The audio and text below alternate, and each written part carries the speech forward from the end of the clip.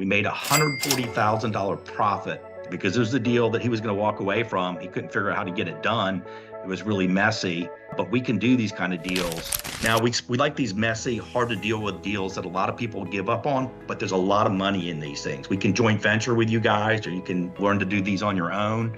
So this one was deceased owners, both of them, $97,000 Medicaid bill. They're squatters. No estates were open. It was tax delinquent, and one of the heirs had gone to 3 different attorneys who couldn't put this deal together. But again, we specialize in this kind of stuff. So here's the HUD. So we made about $140,000. Plus, we work with private lenders where we were able to borrow all the money we had invested, which was about $63,000. So we have private lenders we work with on these kind of deals. But let's break this down. This property is 2700 Dillinger. It was a property tax delinquent, getting ready to go to tax foreclosure. And there's a picture of it. So the first thing we did was we started building up the tree, and then we called the heirs. So we started talking with Charles, and Charles said that they tried to solve this, but his parents died. There's a $97,000 Medicaid bill that they were collecting on, and then his sister died, and then the other heir died, and he'd sort of lost contact with the family. And there's also a squatter living in there.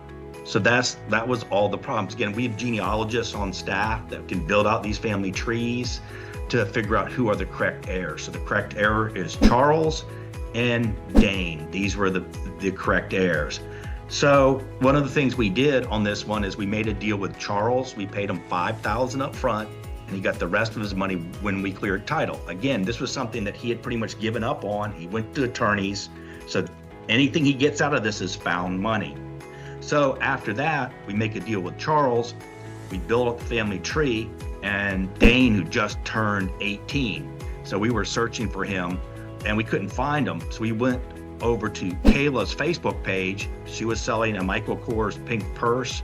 So I went and bought the pink purse to meet her to get to her brother. I know it's sort of like a lot of work, but this is what it takes. So I bought the purse. She gave me her half-brother's phone number. And then we ended up buying them out, clearing the title, and listed and sold it. With the Medicaid judgment, we were able to get around that through some creative means, so that didn't have to be paid. And then we had a lot of work to do. If you go back to the family tree here, we had to get family affidavits and work through to clear the title with our attorney. It was a fair amount of work. What was great about it also, we got done. This is Charles. He sent us this text saying he just saw the house was sold, and then we just sent him his final amount of money, and he was really appreciated because it was the deal that he was going to walk away from. He couldn't figure out how to get it done. It was really messy, but we can do these kind of deals.